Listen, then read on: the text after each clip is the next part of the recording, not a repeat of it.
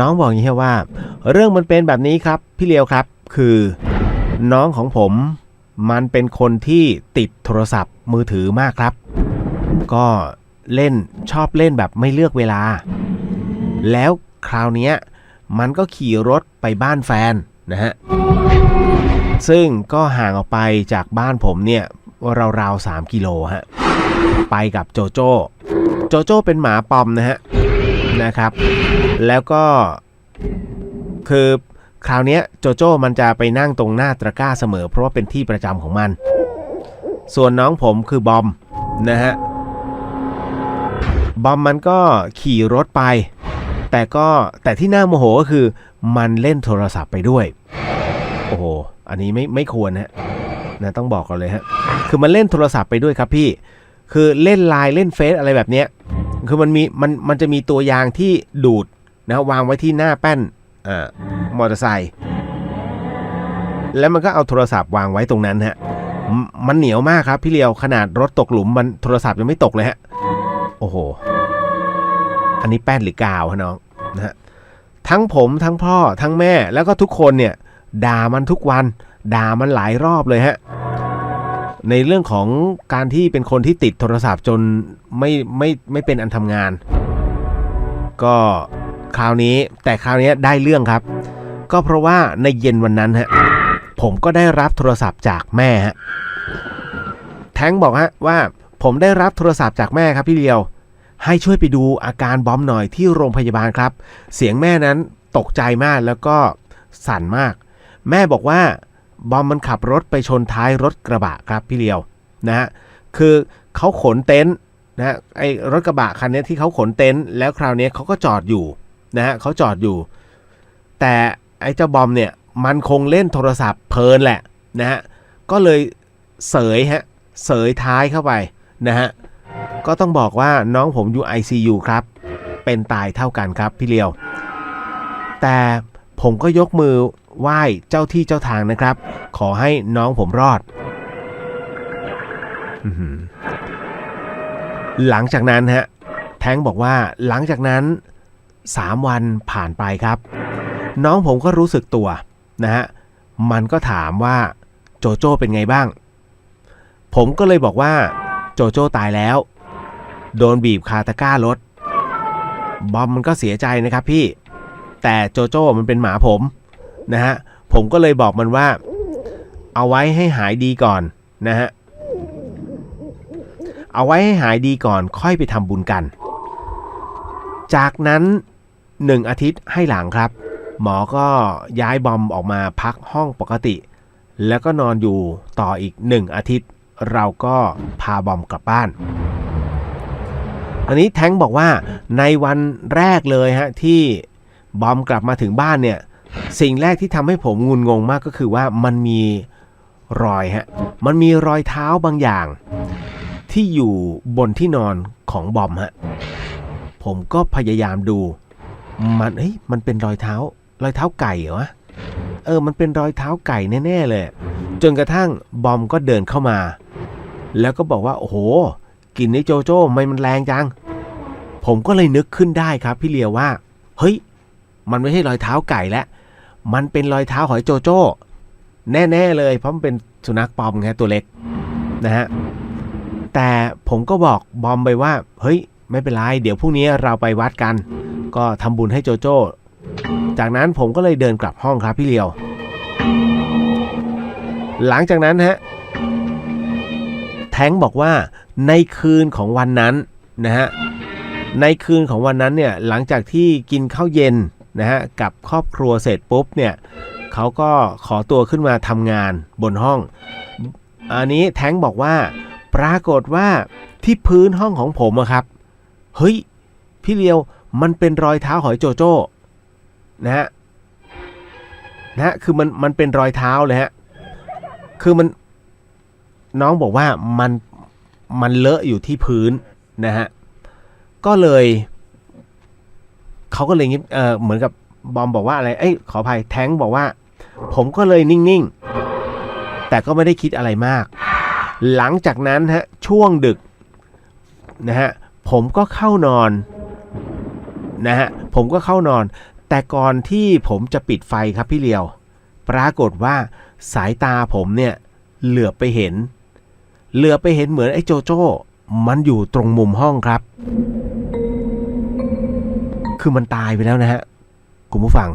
โจโจ้เนี่ยมันตายไปแล้วนะฮะแต่ณตอนเนี้ยแท้งบอกว่ามันปรากฏอยู่ตรงมุมห้องแต่พอผมแล้วพอเห็นผมน้องบอกอย่างนี้ฮะขออภัยนะฮะแล้วพอเห็นผมมองมันก็ถอยหลังหายไปผมก็รู้แล้วครับว่ามันคงยังไม่ไปไหนผมไม่ได้กลัวนะครับพี่เลียวเพราะมันเป็นหมาที่น่ารักเราทุกคนรักมันเพียงแต่ว่าวันนั้นน่ะบอมมันอยากเอาไอ้เจ้าโจโจ้นั้นไปอวดแฟนก็เท่านั้นเองครับแล้ววันรุ่งขึ้นผมก็ไปทำบุญกันทั้งครอบครัวให้โจโจ้ส่วนรถที่พังนั้นบอมมันไม่กล้าดูครับมันกลัวผมก็เข้าใจน้องเราก็เลยคือพ่อผมเนี่ยเราก็ไปทำใหม่นะฮะแล้วก็เอาไปขายครับเรื่องก็มีเท่านี้ฮะคือเรื่องของเรื่องเนี่ยน้องอยากจะถามใช่ไหมในเรื่องของเจ้าโจโจ้คือเรื่องเนี้ย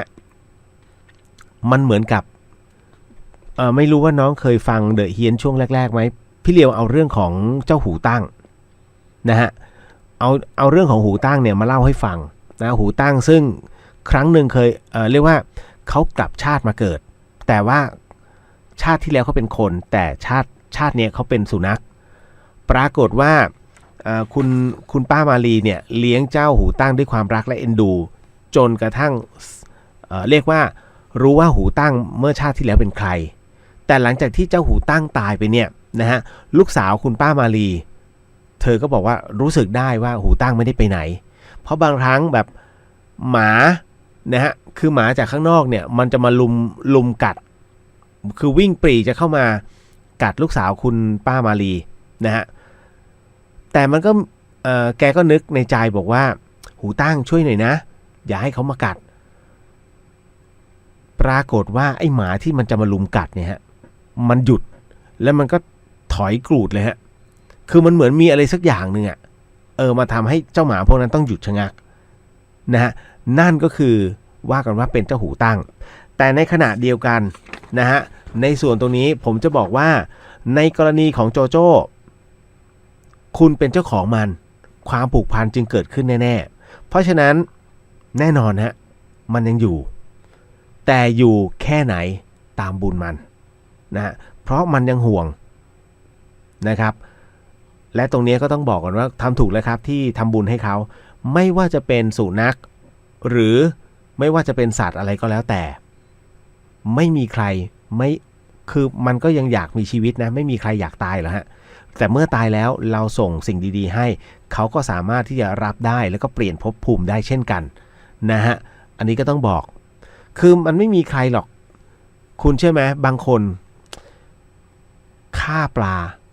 การฆ่าปลาเพื่อค้าขายเนี่ยผมก็ไม่ได้ว่าอะไรนะแต่การฆ่าปลาขายจนรวยเนี่ยมีบ้างไหมฮะผมถามนิดนึงมันไม่มีนะคุณตีหัวแต่ละตัวเนี่ยหนึ่งชีวิตที่มันตายแต่ตายเนี่ยผมเข้าใจฮะว่ามันคืออาชีพแต่ณตรงนั้นน่ะสมมุติเห็น IS ไหมฮะไอ้พวก IS อ่ะที่มันยิงหัวแต่ละคนของทหารตอนนั้นรู้สึกจะเป็นทหารซีเรียที่เข้าแถวแล้วยิงทีละคนทั้งหมด20คนอ่ะใจเหี้ยมนะปังรายล้อมอ่ะผมว่าเฮ้ยผมไม่อยากให้ใจแบบเป็นแบบนั้นแต่ผมเองก็ไม่สามารถจะแนะได้ว่าเฮ้ยเปลี่ยนอาชีพเถอะคงไม่ใช่เพราะมันเป็นอาชีพที่พ่อค้าแม่ขายยึดถือกันมานะแต่ลองสมมุตินะเอาใจเขาใส่ใจเราอยู่ตรงเขียงและถ้าเขาโดนถ้าเราโดนแบบปึ้งทีแรกปวดแทบตายทีที่2อาจจะไม่รู้สึกทีที่3นั้นอาจจะตายคาที่อะไรอย่างเงี้ยฮะคุณจะรู้ทันทีว่าใจเขาใจเราเป็นยังไงอันนี้ก็บอกฮะแต่กรณีตรงนี้ฮะทำถูกแล้วนะครับกรณีของเจ้าโจโจ้ ก็เสียใจด้วยแต่สิ่งหนึ่งที่ขอติงขอตำหนินะฮะแน่นอนที่สุดก็คือว่าไม่ใช่เป็นเรื่องของบอมคนเดียวฮะที่ติดในเรื่องของมือถือนะฮะที่เล่นเกมหรือว่าเล่นไลน์อะไรต่างๆโดยไม่รู้จักเวลาเจอเยอะผมเจอเยอะนะฮะเจ้าหน้าที่เนี่ยหน่วยงานราชการก็บึ้มลองแอบไปที่โต๊ะสิตอนไม่รู้ตัวคุณจะเห็นเลยว่าเล่น Facebook จริงๆฮะแต่ถ้าเขาเล่นหน้าที่เขาไม่เสียว่าเขาไม่ได้นะถูกไหมแต่ณตรงเนี้ยกรณีตรงนี้เด็กเล่นจนเกินไปก็เกินเหตุนะฮะกรณีบางกรณีอย่างเช่นเดินข้ามถนนอย่างเงี้ยเคยเห็นคลิปไหมโดนชนแล้วผมเล่าเรื่องประเภทนี้รู้สึกจะมี3เคสแล้วที่เล่นไลน์โทรศัพท์เนี่ยแล้วโดนรถชนเสียชีวิตเพราะไม่ดูไงฮะบางครั้งหยุดได้นิดนึงถ้าจะเล่นเกมอยากจะให้จบโดยที่คุณต้องเดินข้ามถนนคุณเล่นให้จบเกมก่อนแล้วค่อยข้ามถนนไม่ใช่โอ้โหคิดโลกนี้ไม่ใช่มีคุณคนเดียวนะฮะแล้วชนในขณะที่คุณเล่นโทรศัพท์เนี่ยเขาไม่ผิดนะฮะเพราะคุณไม่ดูประมาทอาจจะเป็นประมาทร่วมแต่ถ้าดูแล้วพินิจพิเคราะห์แล้วคุณเป็นคนที่ไม่ระวังเองนี่มันจะกลายเป็นคดีพลิก